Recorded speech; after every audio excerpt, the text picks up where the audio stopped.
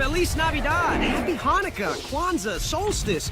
Can't we put our differences aside for one night? Hey there, this is your Matt Dude with too much time on his hands, Doomite here with another video. Since the days are getting colder and the homes are getting brighter, you know what's something I associate with the holidays? Nostalgia. And you know what's something nostalgic for me that I still like watching to this day? Spectacular Spider-Man. And since it's almost the holidays, we're going into a very festive episode today from Season 2, Episode 3, Reinforcements. I just really love this episode. It encapsulates a lot of the holiday feels in a 22-minute episode.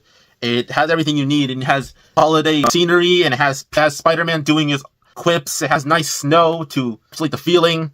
It's just nice. But before I get into the actual video, if you end up liking this video, you want to see more videos like this, please let me know in the comments down below and like it. It helps a lot. If that's everything, let's get into the actual episode. You know, if you just go into the episode, it looks so nice. Just snow bring down for the holidays. It's sweet. And then we go into a bar, and then we see Peter beating up some criminals for some information because he's trying to find Mysterio's tech, because that's from a different episode. Then he leads him into a very famous bar that's shown in the show pretty often. Leads him to Blackie Gaston, the guy who owns the bar. Which, for one, this guy's name is like the most 40s name ever, at least to me. What do you think? But he basically interrogates him in the most Spider-Man way possible.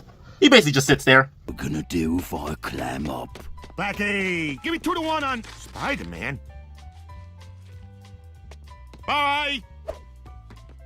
I don't know, maybe just hang out a while. Okay. He doesn't do anything. He doesn't, like, threaten him with, like, violence or anything like that. He just kind of like, you know what, I'm just gonna stay here. And any bad guy who comes in to do any gambling, they just see Spider-Man's like, I don't want to face his wrath. And so they just leave, which is hilarious because Blackie does reveal what Spider-Man wants to know, which is hilarious. Then we see something else in the background. And then the beautiful theme song that's so iconic plays in, which is awesome.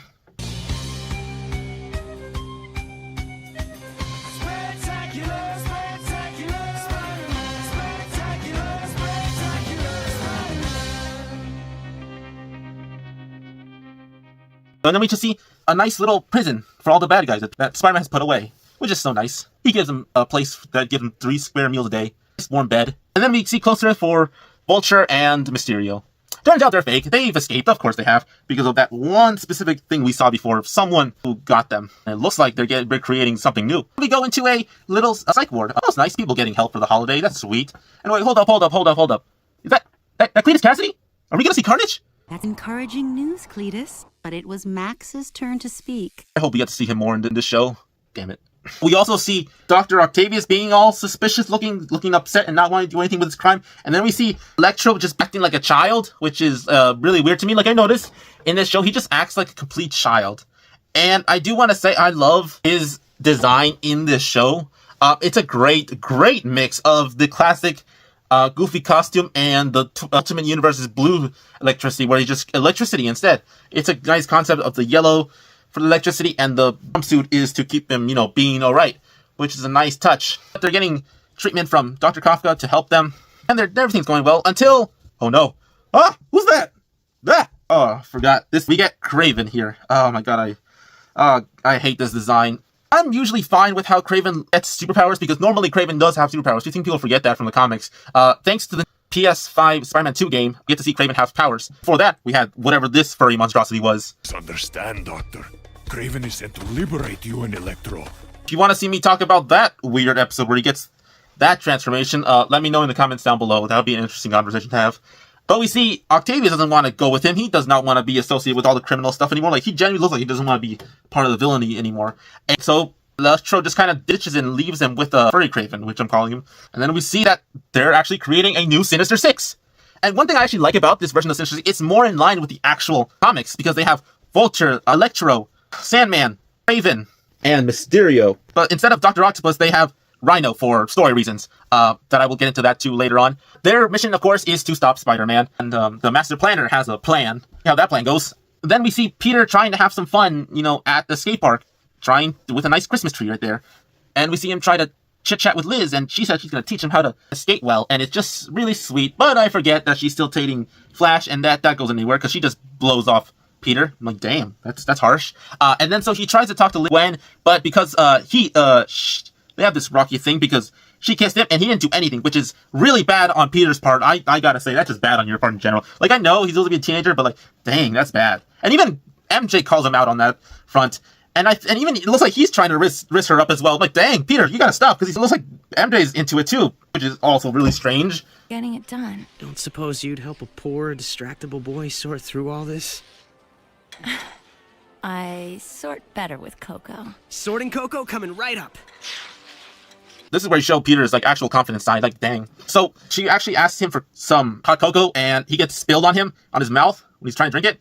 He actually gets a burnt tongue, which then gets me into a weird little situation where I'm like, wait, does he not get immune from his tongue? Because usually Spider-Man gets a lot of damage on the outside. Does his insides of his body just not work that strong either? Because it's hot cocoa. It's not like poison or anything. I guess his insides just don't work so well, because we see Spider-Man get himself so much damage, even in this one episode. When we're done with you, there won't be enough left to stuff my stocking.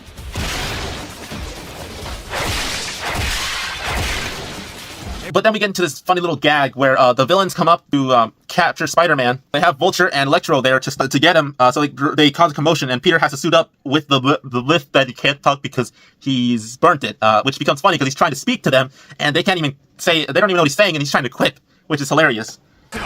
You wall crawling! Now, watch the mouth. They're children present. What? I burned my tongue, okay? Vicky? Is that a revolving door at that prison? What?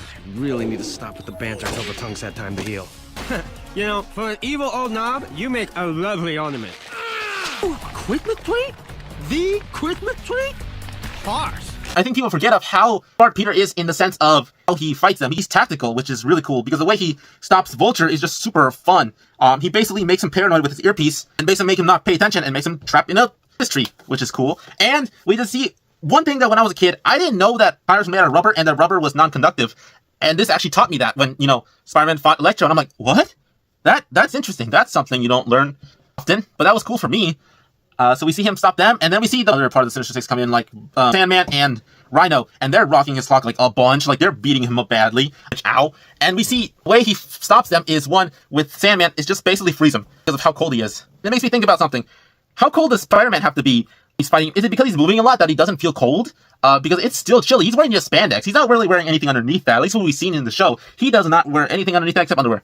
So he's probably very cold underneath there. Unless he's got like some spider powers of heating up, which is weird. So Sandman gets stopped, but then Rhino, he basically drowns the dude. Spider-Man drowns Rhino by basically leading him into the ocean.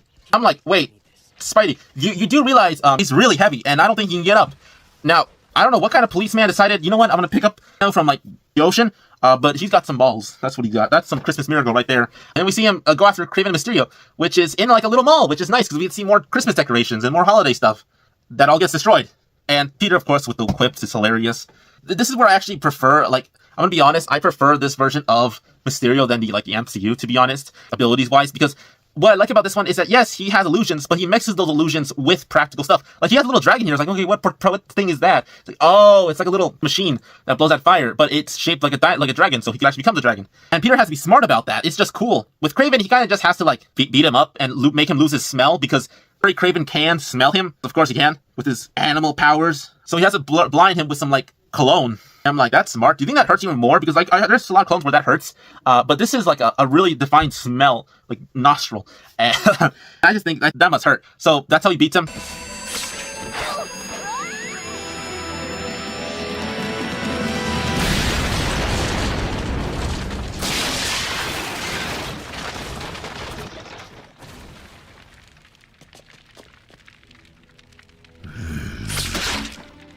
And it looks like all the criminals are down. So he basically comes back as Peter and talks to everyone, but they're all mad. But Gwen especially is mad at him for, basically leaving. So, yeah. And we get to see in the psych ward where Octavius got taken by his own arms, which I'm like, oh my god. How does that work? Like, who's controlling it if it's not him? But then we get to see what happens later. And then we see a nice, sweet scene at the end where Peter has Christmas with Aunt May, and it's really sweet, where it has this entire scene, and it's just so sweet to watch. Here, open yours.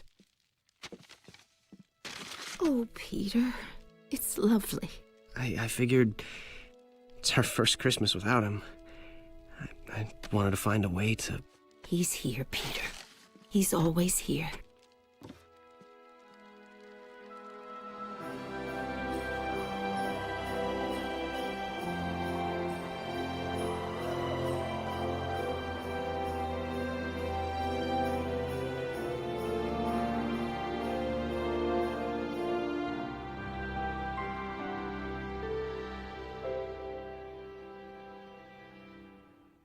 gives you the good feels of the holidays. And that's a very sweet Spider-Man episode, how it ends. So that's reinforcements.